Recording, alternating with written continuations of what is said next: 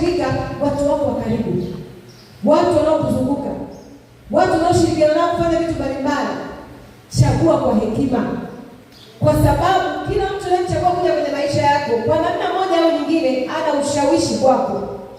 Atakuwa kila wakati kuna sauti yake ambayo inakuja kwako, na ile sauti wewe utapaswa kuchagua kati ya sauti yake na sauti ya Mungu. Lakini mwisho wa siku, tambua nguvu ya kuchagua sauti ya Mungu dhidi ya sauti zote ambazo unazisikia.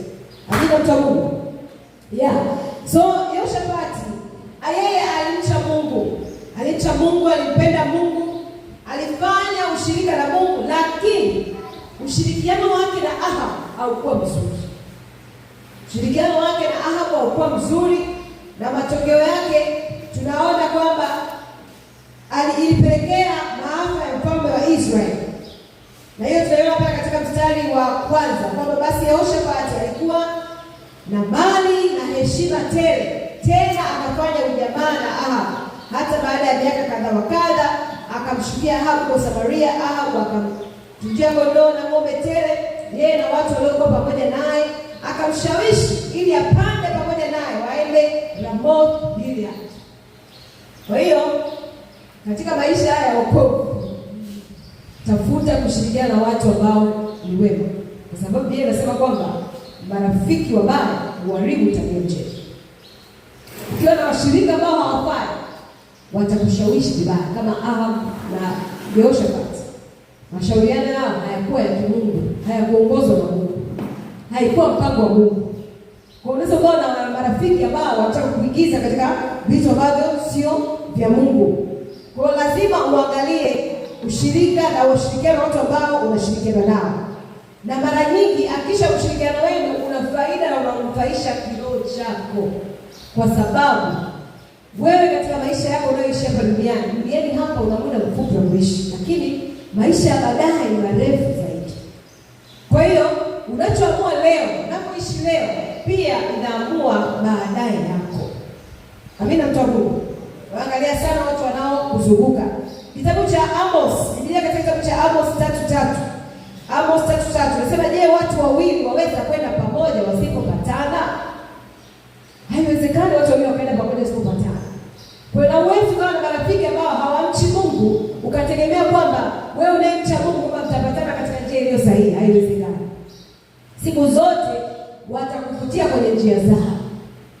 Wewe unapopanga kwenda kanisani, wao watakwambia, bwana, leo stori ya choma. Leo bwana, kuna mahali, kuna ishu mahali twende. Kuna mchongo mahali twende. Siku zote watakupelekea mahali, watakupeleka mahali ambapo sio pa wewe kwenda kumcha Mungu au kukuza uhusiano wako na Mungu. Na matokeo yake hayatakuwa mazuri kama tunavyoona hapa kwa Yehoshafati na mfalme wa Israeli. Kwa hiyo angalia sana marafiki unaoambatana nao. Biblia inasema kwamba katika Mithali 13:20, aendaye na wenye hekima atakuwa mwenye hekima. Ukichagua watu wenye hekima, washirika wenye hekima, na wewe utaambukizwa zile hekima.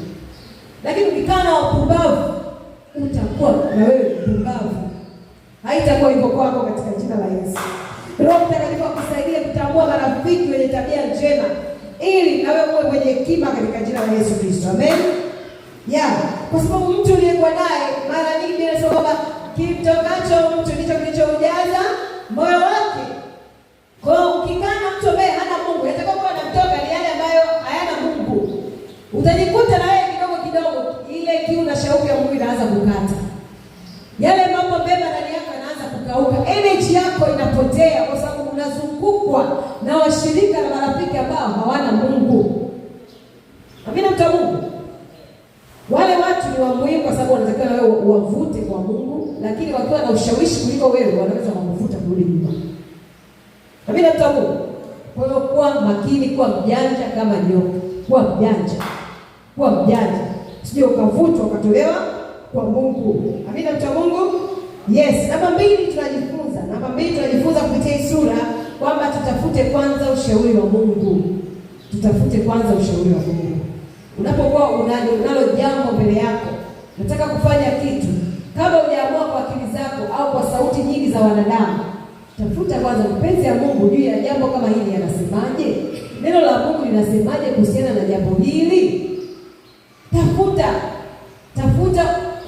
mashauri kupitia neno la Mungu, lakini pia unaweza ukawashirikisha watumishi wa Mungu au viongozi wako wa idara, wa wanawake, wanaume, vijana. Shirikisha watu wa Mungu. Na Biblia inasema kwamba kwa vinywa vya watu wawili au zaidi neno huthibitika. Amina, mtu wa Mungu. Kwa vinywa, lakini hilo neno liwe neno jema. Sasa si unaona hapa alikuja manabii wengi, lakini katikati yao kuna manabii wa uongo. Wakasema wengi kwamba nenda utafanikiwa, lakini sio mpango wa Mungu. Na mwisho wa siku, sikiliza moyo wako. Amani ya Kristo iamue ndani ya moyo wako. Kama jambo na amani nalo, amani ya Kristo itakuongoza kufanya maamuzi yaliyo sahihi. Unaona wakati huyu nabii anaitwa Kimaya, wakati anatoa unabii wake wa kwanza alisema nenda na Bwana atakufanikisha. Lakini mfalme wa Israeli hakupata amani kwa lile neno la kwanza. Akamwambia tafadhali na kusiniambie kweli iliyo kweli. Ndipo Kimaya akamwambia iliyo kweli. Lakini hakutaka tena kusikia iliyo kweli. Akaamua kufuata ile anayotaka kama amesikia kwa watu wengi wakiwa wamesimamia. Kumbe amani ya Kristo ndani ya moyo wake ilimwambia tayari kwamba hili alilokuambia huyu nabii kwa mara ya kwanza si kweli. Mwambie kweli. Lakini kweli ilipokuja pia haikumpendeza. Kwa mara nyingine pia kweli huwa haipendezi katika masikio ya jamaa. Huwa inaonekana kama sio njia sahihi. Huwa inaonekana kama njia dhaifu. Kumbuka, njia iendayo upotevuni ni pana na wengi wanapenda kuiendea. Lakini iendayo kwa Baba ni nyembamba na haivutii wakati mwingine. Wakati mwingine haivutii. Wakati mwingine watu marafiki zako vijana hapo hivi vijana, marafiki zako ukisikia maisha yako kila wakati unaenda kanisani, unamcha Mungu, unafanya mambo ya Mungu, unamtumikia Mungu. Vijana wenzako mara nyingi watakuwa na kudiskani, tunakwambia kwamba wewe unapotea Bwana. Yaani sisi tumekuwa mlokole.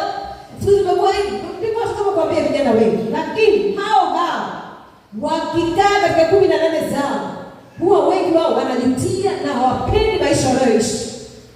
Na wanatamani maisha yako ambayo wewe unamcha Mungu. Kwa sababu wanakuona una amani, wanakuona unapendeza, wanakuona kufurahia, lakini wakija kwako wanatamani kama ungeenda pamoja nao.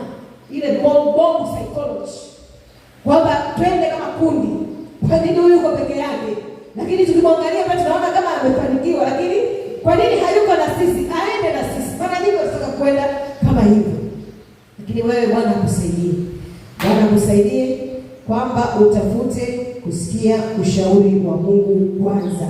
Amina, mtu wa Mungu. Sikia ushauri wa Mungu kwanza.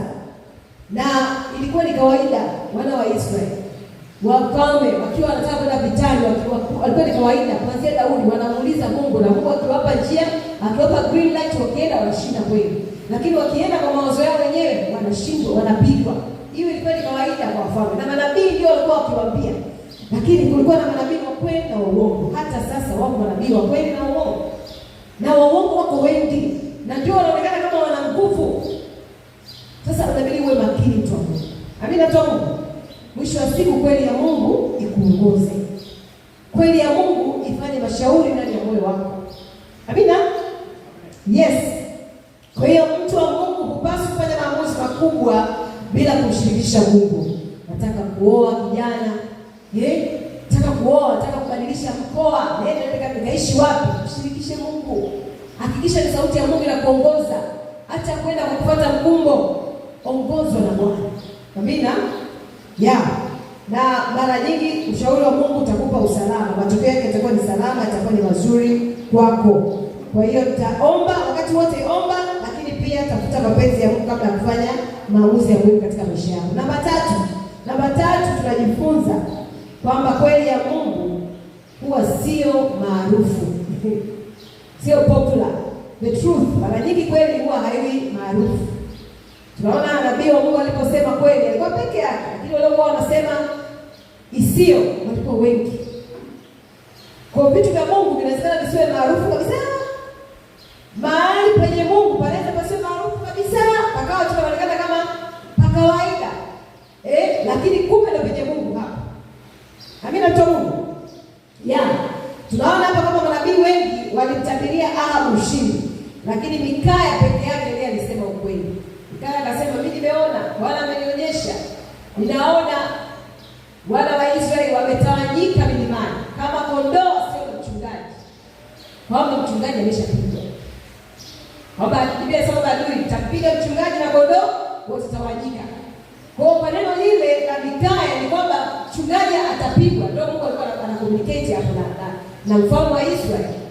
Naona kwamba mtaenda kwenye vita lakini mchungaji atapigwa, kondoo watatawanyika. Na ndicho kilichotokea kwenye vita hii. Bwana akawaelekeza Washamu, yaani Mungu akawaongoza mfalme wa Washamu aseme na majeshi yake kwamba mkienda msipige mtu yeyote, mfuasi yeyote wala mkuu yeyote, pigeni mfalme wa Israeli. Ikawa ndio oda ya vita. Na tunajua oda ya vita ikitoka ndio watu wanafuata hivyo hivyo. Kwa nini oda hiyo inatoka? Kwa sababu Mungu ameshaona kuna kiburi. Kwa hiyo Mungu anaelekeza. Kwa Mungu anaweza akatumia adui kupiga kiburi cha mtu. Amina, mtu wa Mungu. Kwa hapa tunaona kwamba kweli ya Mungu mara nyingi haitakuja kama kitu kinachong'aa, kinachokubalika, kitu ambacho ni maarufu na nini, lakini ndio kweli. Ndio kweli. Kuna watu wanakimbizana kwenye makanisa kwa sababu ya mafanikio. Nataka niende nifike kanisani, nifanikiwe, nipate tunakwenda kanisani kwa sababu tunampenda Mungu. Amina, mtu wa Mungu. Hatuendi kanisani kwa sababu tupate magari, tupate nini. Hayo ni matokeo ya mahusiano yetu na Mungu, na kutembea na Mungu, na baraka za Mungu zitakuja kwenye maisha yetu. Hizo ni baraka zipo tu. Lakini tunakwenda kwa Mungu kwa sababu tunampenda Mungu na tunataka kuendeleza ushirika na uhusiano na Mungu, tunataka kumwabudu, tunataka kumjua, tunataka kuendelea kumtumikia. Ndio maana tunaenda kwa Mungu. Haya mengine ni matokeo ya baraka zake. Sababu Biblia inasema kwamba tafuteni kwanza ufalme wa Mungu na haki yake, na pengine yote mtazidishiwa. Na kila atakayemtumikia, anasema kwamba kila atakayemtumikia, anasema baraka hizi zitaambatana naye. Hakutakuwa na ugonjwa katikati yake. Anasema kwamba makapu yake yatajazwa, utajazwa kwa vyakula, lakini pia utaishi maisha marefu. Ndoto zako hazitakatika kwa sababu unamtumikia Mungu. Hizo ni baraka zinakuja baada ya kumtumikia, baada ya kumjua, baada ya kufuata. Amina, mtu wa Mungu. Lakini ukija na intention kwamba niende kanisani kwa sababu nataka kufanikiwa, of course kuja kanisani kuna mafanikio makubwa sana. Kukaa kanisani katika nyumba ya Mungu kuna mafanikio makubwa sana ambayo huwezi kuyapata popote pale. Kaa kanisani kwa Mungu na ukakua, Mungu atakutofautisha. Mungu atakupa kibali. Mungu atakuinua kutoka chini na kuketisha juu na wakuu. Amina, mtu wa Mungu. Lakini intention yako iko wapi?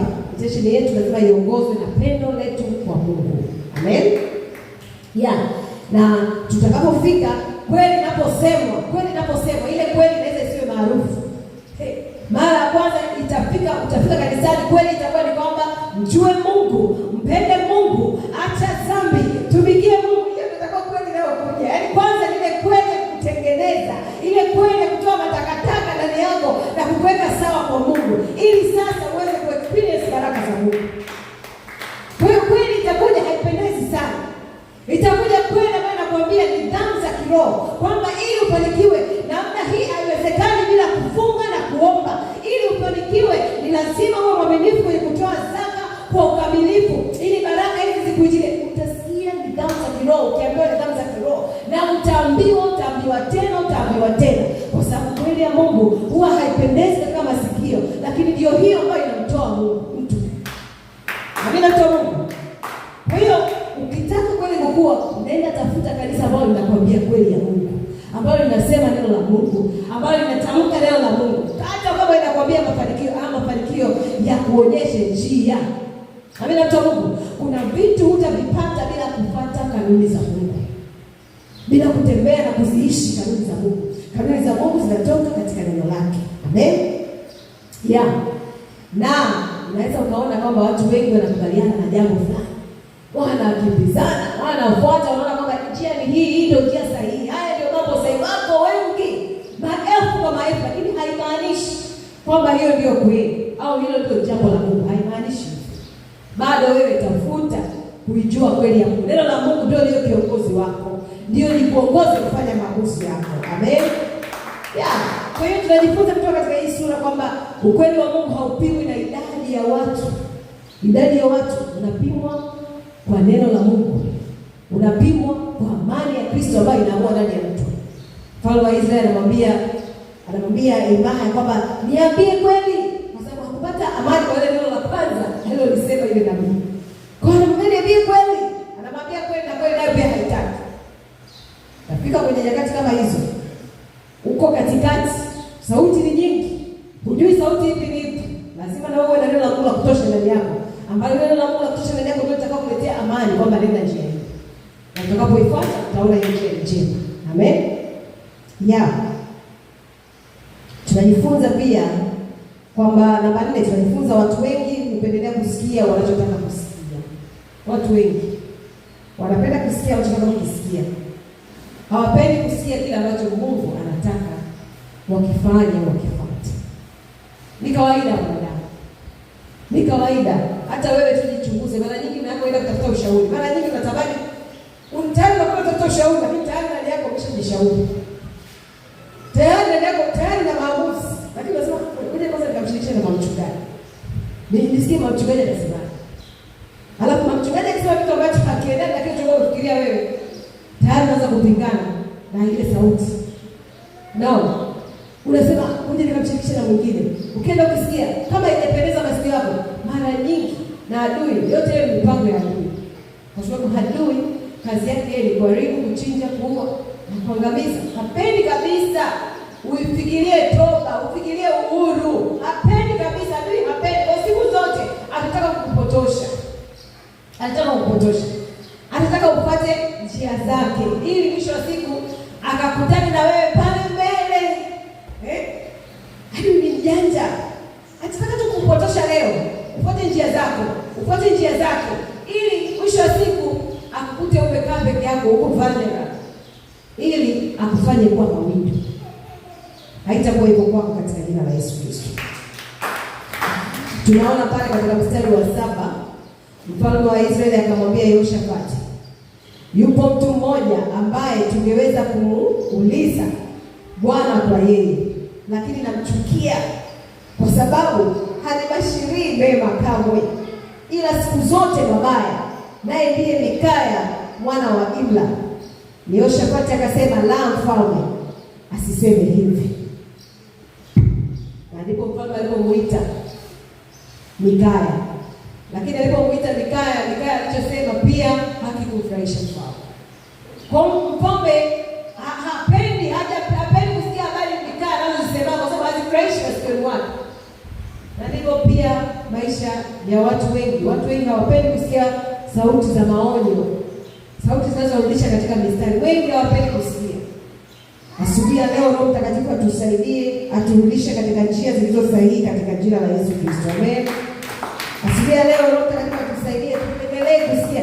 Huwa nawaambia hivi watu ambao wanafanya nao kazi, huwa nawaambia hivi, penda kusikia mtu ambaye anakuambia mambo ambayo yatakufanya uwe bora. Mambo ambayo ukiyatekeleza yatakufanya uwe bora. Usipende sana kusikia watu wanaokusifia tu, kwa sababu kile unachosifiwa tayari uko hivyo. Tayari tabia yako. Mtu akwambia wewe ni msafi, wewe ni mchapakazi, wewe ni mzuri, tayari uko hivyo. Lakini mtu akija akakwambia wewe ni mchapakazi, lakini kuna namna moja au nyingine labda unachelewa katika muda, kwa mfano huwa huzingatii muda, amekuongezea jambo jema pamoja na uchapakazi wako, lakini zingatia muda. Amina mtamu. Kwa amekuongezea jambo ambalo ukiliongeza katika uchapakazi wako unakuwa bora zaidi. Kwa hiyo penda mtu wa namna hiyo, kwa sababu huyo mtu ndio mtu mkweli. Na utaifahamu hiyo kweli itakuweka huru. Huyo mtu anakusaidia. Tofauti na kama umezungukwa na watu ambao wanakujaza tu pepo. Wewe bwana tajiri, uko sawa, huna baya, lugha za mtaani zile. Huna baya tajiri. Kumbe bana unataka tu uspendi hela zako, uharibu hela zako, usifikirie malengo yako, etc. Lakini ukizungukwa na mtu ambaye atakwambia Mungu kuna hiki na hiki na hiki, anakupa mambo ambayo yanakujenga, yanakupeleka hatua nyingine, huyo ndio mtu wa kumsikiliza na kumpenda, kwa sababu anakuchangia kuwa mtu bora. Na mimi natamani huyo ndio rafiki ambaye atakupeleka hatua, rafiki ambaye yuko tayari kukuambia wewe kwa uwazi kwamba bado unakosea 1, 2, 3. Huyo ndio rafiki wa kwenda naye. Lakini rafiki ni kupamba tu. Lakini pia Kuna mtu mwingine ni mtu ambaye yuko ametangulia mbele zaidi yako. Mtu ambaye ametangulia mbele zaidi yako, penda kuwa na mtu kama huyu, kwa sababu mtu kama huyu hata kuwa na wivu na wewe. Hata kuwa na wivu na wewe. Kwa sababu tayari yuko mbele. Huyu hata ukimuuliza maswali atakusaidia na wewe kwenda kufika kule anakoenda. Lakini pia hata asipokupa njia utaona, kwa sababu utakuwa karibu naye, na vitu utajifunza tabia zake, utajifunza namna zake. Huyo ndio mtu ambaye unaweza ukaenda naye. Lakini nenda na watu tena ambao wako chini yako, wanakupaka tu mafuta, wanakupaka mafuta, lakini hawana wacho kuongezea. Amina, mtu wa Mungu. Wewe pendelea kusikia kile ambacho utapenda kukisikia. Kwa sababu mara nyingi hicho ambacho utapenda kukisikia, mara nyingi hicho kitakufanya uwe bora. Kitakufanya uende mbali pia. Amina, mtu wa Mungu. Lakini pia kubali kupokea maonyo hata kama yanaumiza. Wakati mwingine maonyo mengine yanaumiza. Hapa mfalme wa Israeli anaambiwa cha kuambiwa, lakini pia amekaza shingo. Kwa hiyo sio wakati wote maonyo yatakuja ya kupendeza tu. Kuna nyakati maonyo yanakuja yanaumiza. Lakini sasa ndio utasema kwamba kwa nini wewe ukiwa na baba yako na mama yako, wale baba yako mzazi na mama yako mzazi, wakikuonya utasema mimi sitaki tena kwa mtoto wenu. Mimi naondoka. Naomba nyumba naacha. Mimi sitaki tena. Utasema hivyo? Hapana. Utanyamaza tu. Kama unafanya utafanya, kama ufanye utafanya, lakini wewe baba na mama kwao hauishi. Wewe ile kuwa mwana haiishi. Haitaishi. Ndivyo hivyo hata katika mahusiano, hapo katika maisha. Unapokuwa wewe ni mahusiano kati ya mchungaji na mchungaji, kiongozi na anayeongozwa, bosi na mfanyakazi, mume na mke, yaani ndivyo hata mahusiano. Unaona Kwa hiyo kubali maonyo, na hasa maonyo ya Mungu, kwa sababu wakati mwingine yanaumiza, lakini hayo ndio ambayo yanakupeleka kwenye njia sahihi, na ndio ambayo mwisho wa siku ukiwa unayatii na kuyakubali, ndipo ambapo utakuwa mtu ambaye anasema huyu imekuaje? Nini kinaendelea ndani yake? Ni namna gani alifika hapo? Ni kwa sababu ya kukubali kunyooshwa. Dhahabu ili iwe nzuri lazima itiwe katika moto. Lazima iwekwe katika moto, ndipo ambapo inang'ara zaidi, ndipo ambapo inakuwa nzuri. Pamoja na kama dhahabu ni ya thamani, lakini pamoja na uthamani wake lazima itiwe moto. Wewe hapo pamoja na kwamba hata unajisikia yaani hata kama unajiona kiasi gani, umefanikiwa kiasi gani, uko level gani, lakini ili uendelee kuwa bora, kuna moto lazima kupitishwa. Ili uendelee kuwa juu, ili uendelee kuwa bora. Amina, mtu wa Mungu. Na kutokutii. Namba 5 tunajifunza kwamba kutokutii neno la Mungu kunaleta hasara. Tunaona hasara iliyokuwa mfalme wa Israeli kwa kutokutii. Mwisho wa siku, pamoja na kwamba akanibadilisha mavazi yake, akawa kama na yeye tu wa kawaida, lakini mishale ilimpata. Adui alimfikia. Kwa hivyo, mwisho wa siku tunaona kabisa kutokutii kuna madhara makubwa sana. Na tumekuwa tukijifunza sana kwa habari ya kutokutii. Kutokutii kuna madhara. Kutokutii kunamkosesha mtu mambo mengi sana. Kuna watu wa kutokutii walikosa promotion zao kazini. Kuna watu wa kutokutii walikosa kibali kwa watu wakuu. Kutokutii. Kwa mfano hata mzazi nyumbani akiona mtoto asiyetii, mara nyingi unakuta anatuma mtoto mwingine, unakuta mtoto anatuma mara kwa mara. Kwa nini? Kwa sababu anaona yule akitajwa anaenda haraka. Anafanya kwa haraka. Kuna mzazi mwingine na moto anapotezea huyu. Sasa sio anapopotezea huyu, haitakuwa njema kwa huyu. Kwa sababu atakuwa akiwa ni mtu ambaye hafuati maelekezo, mtu ambaye ni holela.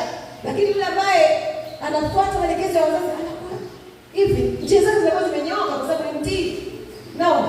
Kwa hiyo kutokutii huwa kuna madhara makubwa sana. Popote pale ulipo, tambua na heshimu mamlaka zilizo juu na jifunze kutii. Hapa kanisani huwa tuna maidara mengi, tuna viongozi na nini, taratibu mbalimbali. Mtu akishaambia huyu ndio msimamizi wa jambo hili, wewe hata kama amekuzidi umri, wewe tafuta tu kusikia anasemaje. Maana ndiye kachaguliwa kwa kiongozi. Mara nyingi Roho Mtakatifu huwa anajua mahali penye kundi, palipo na kundi Mungu anajua. Na Mungu yeyote aliyenyanyuliwa kwenye ile kundi, haijalishi ni mdogo, ni dhaifu au nini, lakini Mungu ana namna ya kutumia ile kwa ajili ya manufaa ya kundi. Kwa hiyo wewe jifunze kutii. popote pale ulipo, upo kwenye serikali, kwa mitaani, kuna serikali za mtaa, kuna wajumbe, heshimu kila mamlaka ambayo Mungu ameweka mbele zako. Kwa namna hiyo utakuwa ni mtu ambaye una manufaa, lakini pia utaona tu matokeo ya Mungu yakitokea katika maisha yako. Amina mtu wa Mungu. Yes. Na mara nyingi Mungu huwa anatusemesha ili kutuokoa na hayo madhara. Huwa analeta tu, atatuma mtu wake, atatupa neno lake. Kwa nini? Ili atutoe katika kutuepusha na madhara ya kutokutii. Lakini ukifanya shimo ngumu, sipotii, ndipo ambapo yale madhara yanakuja. Roho Mtakatifu atusaidie tusikie katika jina la Yesu Kristo. Amen. Ili sisi tukapatwa na madhara kama alivyopata mfalme wa Israeli. Na sio kusikia tu, kutii ni kutenda. Amina mtu wa Mungu. Kutii ni kutenda. Waambie jirani yako kutii ni kutenda. Sio kwa sababu nimesikia fukaenda. Kuna ule mfano wale watoto wawili kwamba Yesu akatoa mfano watoto wawili kwamba baba akitoa maelekezo kwa mwanae, akamwambia mmoja nenda shambani karibu, na mwingine nenda shambani karibu. Mmoja akasema sawa baba, mwingine asitikie lakini akaenda. Yule aliyesema sawa baba alafu hajaenda. Nani ametii? Ni yule ambaye hakusema sawa lakini akaenda. Aliyetenda ndiye ambaye ametii. Kwa hiyo unasema mimi namtii Mungu, kutenda kanuni zake. Fanya kanuni zake kama zinavyoelekeza. Kufanya kama neno la madhabahu linavyoelekeza. Ndio kumtii Mungu. Amen. Kufanya kama mamlaka zinavyoelekeza. Sio mamlaka zinasema hivyo naenda hivi. Utakutana na mkono wa sheria. Utakutana na mkono wa sheria na utakuwajibisha. Amina mtu wa Mungu. Yaani ukishakutana na mkono wa sheria, hadi mkono wa sheria uangalie mimi nimeokoka jamani. Mimi nimeokoka jamani. Au uangalie unaangalia sheria inasema nini. Wewe mbona unafuata sheria unakuwajibisha. Sasa kwa hiyo tunatakiwa tujue kila mahali panaongozwa na kanuni zake na tufuate hizo kanuni na taratibu ili tuweze kustawi popote pale tulipo. Amina. Lakini pia yapo makusudi ya Mungu na hakuna mtu yeyote anaweza kukwepa kusudi la Mungu. Kila kusudi ambalo Mungu amekusudia lazima litatimia. Usiposimama wewe kulitimiza, yuko mtu ambaye atalitimiza. Yuko mtu ambaye Mungu atamtumia. Yaani katika hata watu wengi kiasi gani, Mungu lazima tu kusudi lake lithibitishe, litaonekana tu. Litaonekana tu. Na litatimia tu. Kwa hiyo wewe tu siku zote chagua kufuata kusudi la Mungu. Amina mtu wa Mungu. Chagua kufuata kusudi la Mungu, na kwa sababu hakuna ujanja wa binadamu wote ambao unaweza kukwepesha kusudi la Mungu. Tunaona huyu mfalme wa Israeli kabadilisha mpaka mavazi. Katikati ya watu wengi kabadilisha mavazi. Lakini mshale ulitafuta kusudi la Mungu kutimia.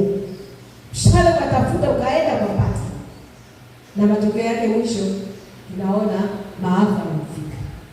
Kusudi la Mungu kwenye maisha yetu lazima litimie. Lakini litatimiaje? Jua kutofautisha sauti ya Mungu na sauti za watu wengine. Na sauti nyingine. Sauti za mazingira ambayo yanakuzunguka, sauti za watu wanaokuzunguka, sauti za marafiki, washirika unaoingia nao. Angalia sana ili uweze kufikia kusudi la Mungu. Amina mtu wa Mungu. Simama pale ulipo. Nenda kumshukuru Mungu kwa ajili ya neno hili. Mwambie Roho Mtakatifu akusikia. Kutambua sauti ya Mungu, kuisikia na kuitenda. Hilo liwe ombi langu asubuhi ya leo. Kutambua sauti ya Mungu, kuisikia na kuitenda. Baba, katika jina la Yesu Kristo. Asante Roho Mtakatifu kwa ajili ya neno lako asubuhi ya leo. Tumesikia neno lako Bwana kutoka katika kitabu cha Mambo ya Nyakati 2 sura ya 18.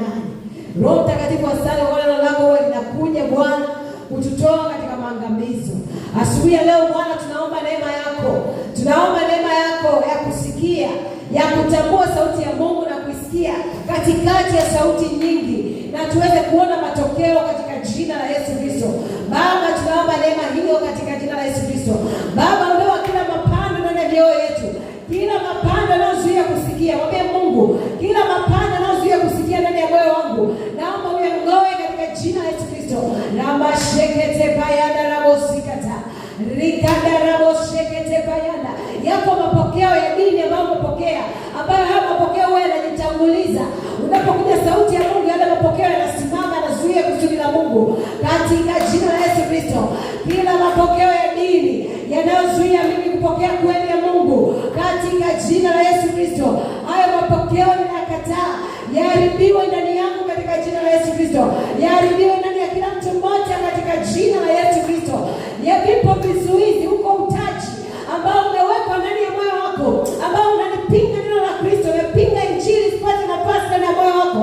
Asubuhi ya leo, chana kila utaji, chana kila utaji unaozuia neno la Mungu lisipate nafasi ndani ya moyo wako katika jina la Yesu Kristo Nazareti hai. Baba, tunachana kila utaji ndani ya watu, ndani ya roho za watu, kila utaji unaozuia injili isipate nafasi. Tunachana kila utaji katika mji huu, kwenye mioyo ya watu katika mji huu ndani ya Tanzania, kila utaji unaozuia injili isipate nafasi ndani ya mioyo ya watu, uchanike sasa kwa jina la Yesu Kristo, uchanike sasa kwa jina la Yesu Kristo. Rabashekete kayana rabosikata, rekeshokate kayana rabosikata. Biblia inasema nasi tutaifahamu kweli, na hiyo kweli itatuweka huru. Mwambie asubuhi ya leo, Bwana naomba kiu na njaa ya haki. Mwambie Bwana naomba kiu na njaa ya haki. Haki ni neno la Mungu, haki ni habari ya Kristo, haki ni kweli ya Mungu. Utaifahamu hiyo kweli, na hiyo kweli itakuweka huru. Mwambie Bwana naomba kiu na njaa ya haki. Rabashekete kayana rabosikata, rekeshekete kayana rabosikata. Tunapokea kweli yako asubuhi ya leo, tunapokea kweli yako asubuhi ya leo. Rekeshekete kayana rabosikata. Ukiwa na njaa na kiu ya haki, njaa na kiu ya neno, ndipo ambapo utaweza kuwa unajua sauti ya Mungu ni ipi, ndipo ambapo utaweza kuongozwa na neno la Mungu, ndipo ambapo utaweza kutofautisha sauti ya Mungu na sauti za wengi. Rabashekete kayana rabosikata. Baba, naachilia kiu na njaa ya haki kwa watoto wako, naachilia kiu na njaa ya haki kwa watu wa mji huu, naachilia kiu na njaa ya haki kwa mji huu. Baba, shekete pa, yekeshekete pa, rekosikata pa, yedelebosikata ma, indarababosikata. Baba, asante kwa ajili ya neno lako asubuhi ya leo, asante kwa ajili ya neno lako asubuhi ya leo. Irabashekete pa, yedelebosikata, rekeshekete pa, yedelebosikata. Father, we thank you. Lord, we bless your name. Lord, we glorify your name. Katika jina la Yesu Kristo tumemwomba Mungu. Haleluya. Shangilia Yesu Kristo, tutakuwa kama tulivyoomba katika jina la Yesu Kristo. Shangilia Roho Mtakatifu asubuhi ya leo anapokuja kiongozi wa ibada. Shangilia Roho Mtakatifu.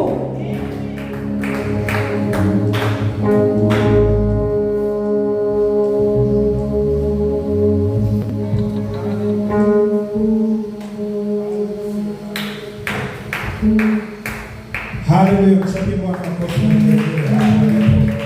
Haleluya, waliofunguliwa asubuhi ya leo mshabihi Bwana makofi na vigelegele. Haleluya, haleluya. Walioimarishwa kupitia neno la Mungu kutoka kwenye kinywa cha mtumishi wa Mungu wamshangilie Bwana kwa makofi na vigelegele. Haleluya, haleluya, haleluya, haleluya, haleluya. Wakati huo kusogea vitu vya mbele. Haleluya, karibu.